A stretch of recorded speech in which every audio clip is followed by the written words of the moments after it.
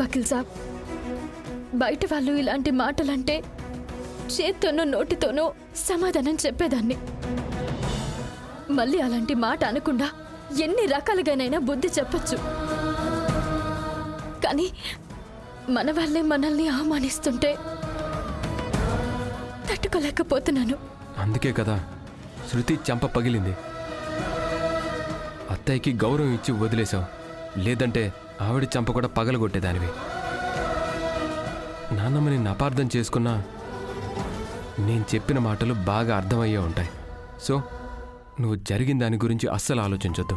సరే వకీల్ సాబ్, మీరు చెప్పారు కదా, వాళ్ళన్నవి నేను విన్నవి అన్నీ మర్చిపోతాను. కానీ ఆ గ్యాస్ అబ్బాయి నా గదిలోకి ఎందుకు వచ్చాడు? అదే మనం కనిపెట్టాలి పున్నమి. ఇంట్లో ఇంతమంది ఉన్నప్పుడు దొంగతనం చేసే ఆలోచన వాడికి రాదు. అయినా సరే ధైర్యంగా లోపలికి వచ్చాడంటే వాడి వెనక ఏదో బలమైన సపోర్ట్ అయినా ఉండాలి, లేదంటే వాడి ఆలోచన దొంగతనం కాకుండా వేరే ఏదైనా అయి ఉండాలి.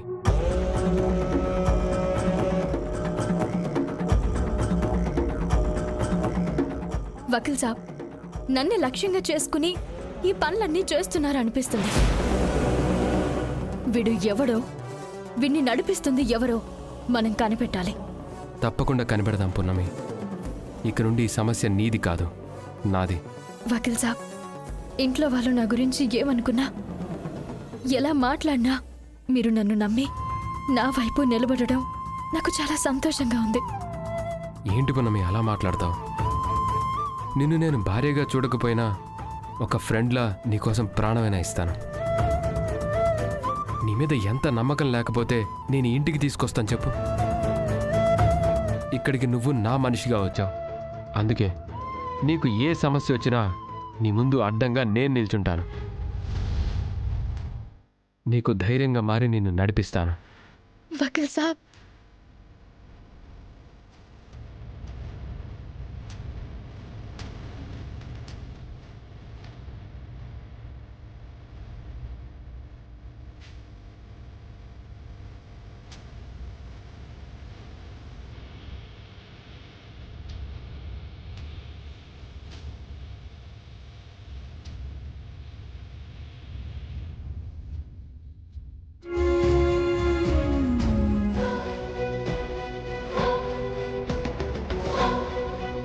అమ్మమ్మా, అమ్మమ్మా,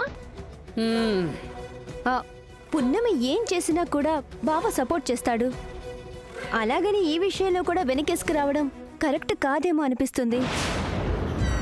మన కళ్ళ ముందు నుంచే సేమ్ షర్ట్ వేసుకున్నవాడు పున్నమి గది నుంచి బయటకొచ్చి పారిపోయాడు. అవునమ్మా, పున్నమికి ఆ గ్యాస్ అబ్బాయికి ఏ కనెక్షను లేకుండా వాడు పున్నమి గదిలోంచి బయటికి ఎందుకు వస్తాడు? నిప్పు లేందే పొగ రాదమ్మా. అమ్మా, నువ్వు ఈ విషయం గురించి కొంచెం సీరియస్గా ఆలోచించాలి. ఆలోచించాల్సింది వాళ్ళ గురించి కాదు, మీ ఇద్దరి గురించి.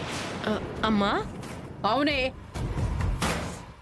పున్నమి ఎలాంటిదో మనకు తెలియదు, కానీ పృథ్వీ చెప్పిన మాటల్లో మాత్రం నిజం ఉంది అనిపించింది.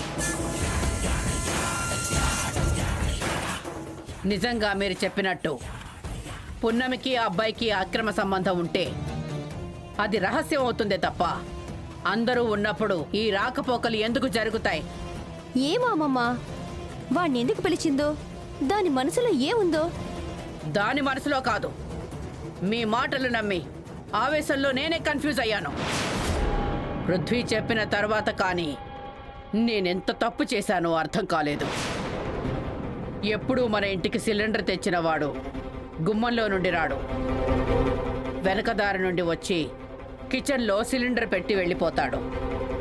పృథ్వీ చెప్పినట్టు వచ్చినవాడు దొంగే అనిపిస్తుంది. దొంగైతే మాత్రం ఇంట్లో ఇంతమంది ఉండగా ఇంటి లోపలికి వచ్చేస్తాడా? వచ్చినా దొంగతనం ధైర్యంగా చేస్తాడా అమ్మమ్మ? నువ్వు బావ మాటలు మాత్రమే పట్టించుకుంటే ఎలా అమ్మమ్మా? ఒక జడ్జిలా అన్ని కోణాల్లో ఆలోచించాలి కదా. ఏటే, నేనేం చెయ్యాలో ఎలా ఆలోచించాలో నువ్వు చెప్తేనే గాని నాకు తెలియదు అనుకుంటున్నావా? సరే అమ్మమ్మా, నీతో నాకు ఆర్గ్యుమెంట్ ఎందుకు గాని ఆ, మామయ్య కోసం తీసుకున్న షర్ట్ అది వాడి దగ్గరికి ఎలా వెళ్ళింది? పున్నమి ఇవ్వకుండానే ఇంట్లో ఉండాల్సిన షర్ట్ అది బయట వాడు వేసుకుని వస్తాడా?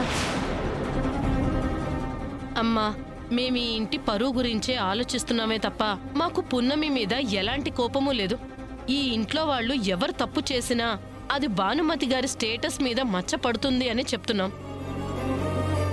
కానీ నువ్వివేమీ ఆలోచించకుండా నువ్వు కూడా పున్నమినే సపోర్ట్ చేస్తే ఎలా అమ్మా? నేను ఎవ్వరికీ సపోర్ట్ చేయడం లేదు. పృథ్వీ చెప్పిన దాంట్లో కూడా నిజం ఉండే అవకాశం ఉంటుందేమోనని అంటున్నాను. ఆ లెక్కనైతే మా మాటల్లో కూడా నిజం ఉండే ఛాన్స్ ఉంది కదా అమ్మమ్మ. ఉందో లేదో నాకేం చెప్పాలో, ఎవరిని నమ్మాలో, ఎవరిది తప్పని తేల్చాలో నాకు అసలు అర్థం కావడం లేదు. పండగ పూట ఇంట్లో జరిగిన గోలకి ఇప్పటికే నా తల పగిలిపోతోంది. ఇంకోసారి ఎప్పుడైనా ఇలాంటిది జరిగితే ఆలోచిద్దాం. అప్పటి వరకు ఈ విషయం గురించి నా దగ్గర మాట్లాడకండి. వెళ్ళండి.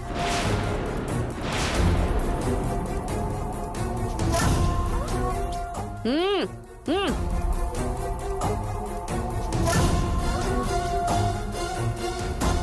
మన ప్లాన్ హిట్ అవ్వకపోయినా పట్టు మాత్రం అవ్వలేదన్నమాట.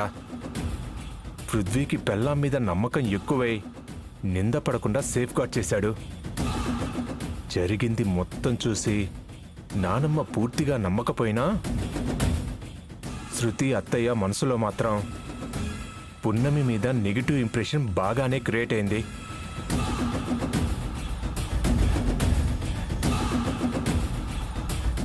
ఇలాంటి ఇన్సిడెంట్ ఇంకొకటి ప్లాన్ చేస్తే అప్పుడు నానమ్మ కూడా కన్ఫర్మ్గా నమ్ముతుంది.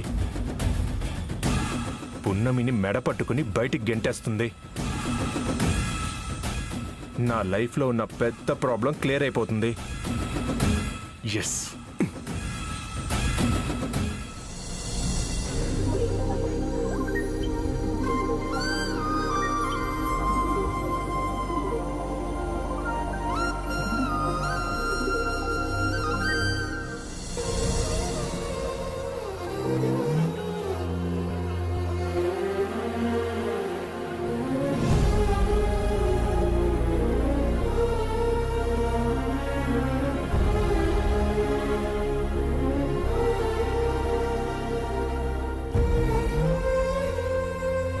అమ్మా పున్నమి, ఉదయం జరిగిన దాని గురించి ఇంకా ఆలోచిస్తున్నావా? మర్చిపోవాలని ప్రయత్నిస్తున్నాను, కానీ మనసులో బాధ వాళ్ళన్న మాటల్ని మళ్ళీ మళ్ళీ గుర్తు చేస్తుంది అత్తయ్య. వదినా, మేమంతా మీకు సపోర్ట్గా ఉన్నాం. నువ్వేంటో మాకు తెలుసు. శృతికి అత్తయ్యకి నీ మీద కోపంతో ఉన్నారు కాబట్టి ఏదో వాగారు. వాళ్ళన్నంత మాత్రాన ఏది నిజం అయిపోదు కదా. అవునమ్మా, పృథ్వీ కూడా నీ గురించి అత్తయ్య దగ్గర చాలా గొప్పగా చెప్పాడు. అత్తయ్య కూడా మౌనంగా విన్నారు అంటే ఆవిడన్న మాటలు కూడా తప్పేనేమో అన్న ఆలోచనలో పడినట్టే కదా. పున్నమి, ఇంకా నీ కోపం బాధ తగ్గలేదంటే చెప్పు. ఇంత పెద్ద పెద్ద రాకెట్లు పిన్నికి శృతికి వీపు కింద పెడదాం. దెబ్బకి జుయ్యమని పైకెళ్తారు. తప్పని పెళ్లి కిందకు వచ్చేస్తారు. ఊరుకోండి.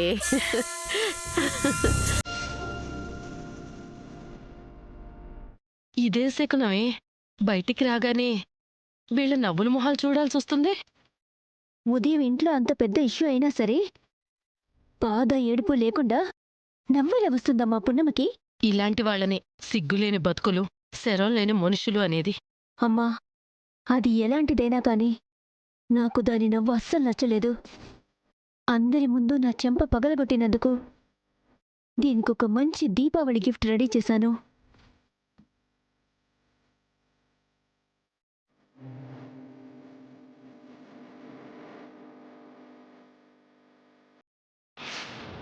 శృతి, శృతి, అసలేం చేస్తున్నావు? ఏం గిఫ్ట్ ఇవ్వబోతున్నావే? చిచ్చుబుడ్డే. అమ్మా, వెయిట్ అండ్ సీ.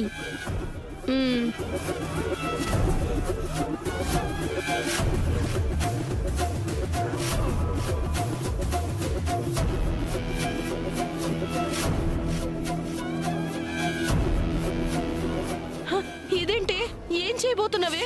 అమ్మా నువ్వు సైలెంట్ గా ఉండు, లేకపోతే ఈ మేక దిగొట్టేస్తాను. అమ్మో, నువ్వు అన్నంత పనే చేస్తావు. చెయ్యి చెయ్యి. హ్మ్.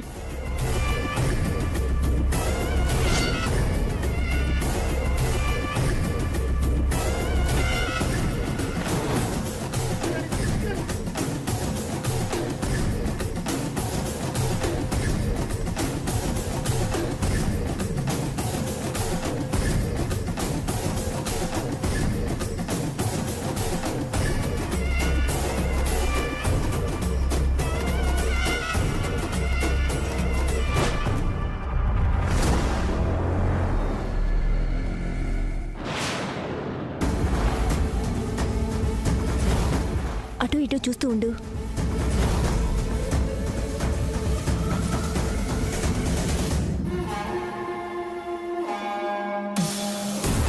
ఇప్పుడు ఈ చిచ్చుబుడ్డి ఇది కాలుస్తుంది, తర్వాత దాని బ్రతుకు నాశనమవుతుంది. శృతి, నువ్వు తెచ్చింది ఇందులో ఫిల్ చేసావు, బానే ఉంది. కానీ ఇది మనం ఎలా గుర్తుపడతాం? ఇదే పున్నమికి ఎలా ఇస్తాం? అమ్మా, శృతి అంటేనే ప్లాన్. నా ప్లాన్ పూర్తయ్యే వరకు నువ్వు ఆగవా? సరే చెప్పవే. మ్మ్.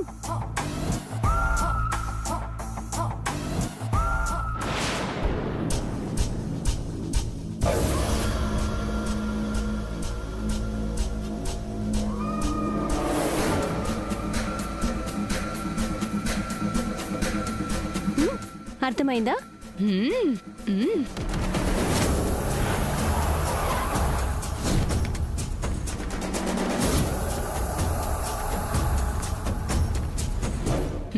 పద. పద. ఏంటే సావిత్రి, ఇంకా దీపాలు వెలిగించలేదా? అయిపోయింది అత్తయ్య. మరెందుకు ఆలస్యం? బాణసంచా కాల్చండి. జనార్దన, బాణసంచా తీసుకురండి.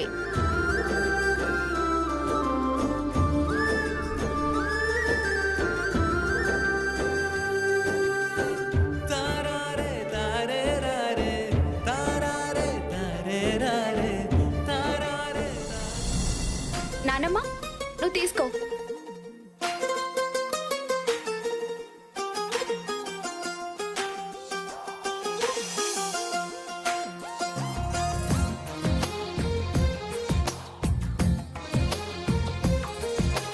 అందమైన కలల కుటీరం, అమృతాలు కురిసే తీరం, హ్యాపీ దీపావళి. ప్రేమాలయం, దేవుళ్ళ జన్మాలయం. అమ్మ నాన్న, మీరు రండి రండి. సుఖ శాంతే ప్రతిక్షణం, మా ఇల్లు తీసుకోండి. ప్రేమాలయం, దేవుళ్ళ జన్మాలయం. అందమైన కలల కుటీరం, అమృతాలు కురిసే తీరం, మా ఇల్లు ప్రేమాలయం, దేవుళ్ళ జన్మాలయం.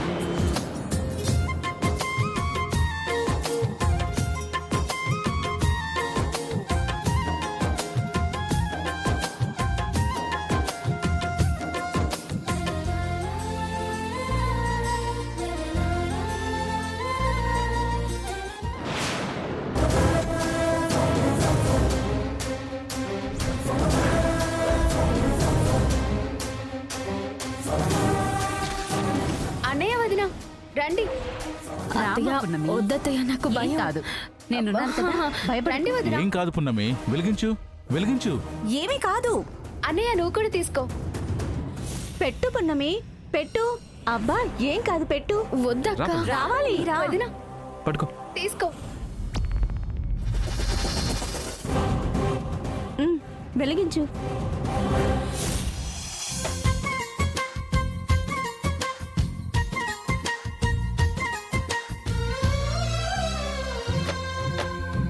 కనులు వేరు చూపులు ఒకటే, తలలు వేరు తలపులు ఒకటే, పంచుకున్న ప్రాణం ఒకటే. ఎదలు వేరు స్పందన ఒకటే, పెదవిలోని ప్రార్థన ఒకటే, ఒకరికన్నా ఇష్టం ఒకరే. కంగారై ఎవరున్నా ప్రతి కన్ను చెమ్మగిల్లేను, కన్నీరై ఎవరున్నా 10 చేతులొచ్చి తుడి పిలిచేను సమభావం అన్నది సంసారం అయినది మా ఇల్లు మమతాలయం కవిలేని కవితాలయం అందమైన కలల కుటీరం అమృతాలు కురిసే తీరం రే పృథ్వీ ఇది తీసుకో అటుకో తీసుకో అమ్మా. అంటించు వద్దు వకీల్ ఏం సాబ్. కాదు తెరలు లేని తలుపే మాది గొడవ లేని గడపే మాది కరువు లేని కరుణే మాది ఈ చోట కురిసేటి ప్రతి చినుకు జన్మ పావనమే ఈ తోట విరిసేటి ప్రతి పువ్వు బ్రతుకు పరిమళమే స్వర్గాలే జాలిగా స్థానాన్ని కోరగా మా ఇల్లు మంత్రాలయం అనుబంధ గ్రంథాలయం అందమైన కలల కుటీరం అమృతాలు కురిసే తీరం మా ఇల్లు ప్రేమాలయం దేవుళ్ళ జన్మాలయం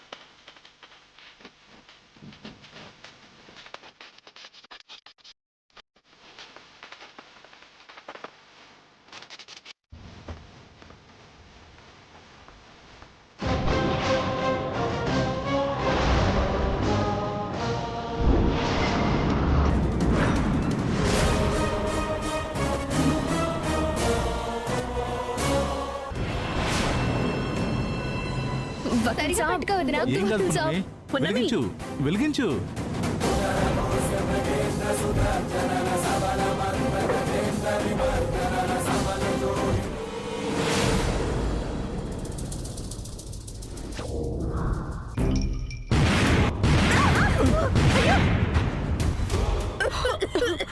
అమ్మా పున్నమి పున్నమి పున్నమి ఏమైందమ్మా పున్నమి పున్నమి పున్నమి పున్నమి పున్నమి వదినా పున్నమి అమ్మా చూడు పున్నమి పున్నమి పున్నమి పున్నమి పున్నమి పున్నమి ఏమైంది పున్నమి ఏమైందమ్మా ఏమైంది పున్నమి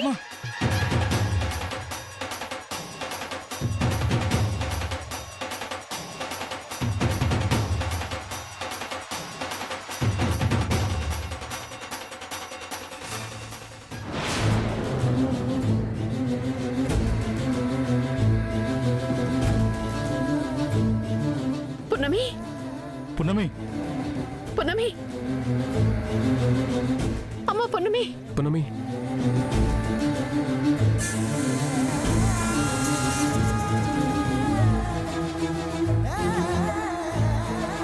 అమ్మ పున్నమి ఒకసారి కళ్ళు తెరవమ్మా పున్నమి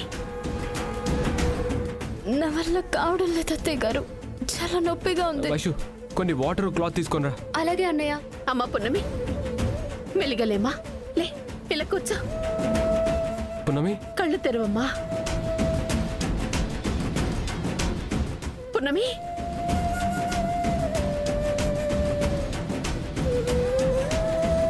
పున్నమి కొంచెం మంచినీళ్ళు తాగమ్మా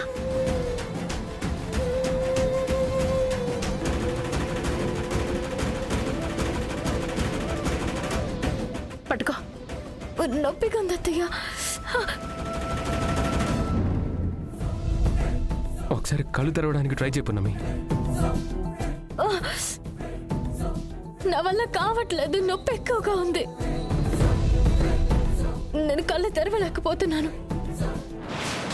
ఈ పున్నమికి నిజంగా కళ్ళు పోతే నేనేం వేషాలేసినా ఎక్కడున్నా ఎప్పటికీ తెలీదు, ఎవ్వరికీ చెప్పలేదు. పాపం పున్నమి కన్నుల వేడుకగా పండగ చేసుకుందాం అనుకుంటే పున్నమి కళ్ళు ఇలా అయిపోయాయంటో. పాపం ఇలా జరుగుతుందని పున్నమికి మాత్రం తెలుసా ఏంటి? ఒకవేళ తెలిస్తే ఆ చిచ్చుబుడ్డి వెలిగించేదే కాదు. అసలు ఈ రోజు ఉదయం నుంచి ఇలాగే జరుగుతుంది.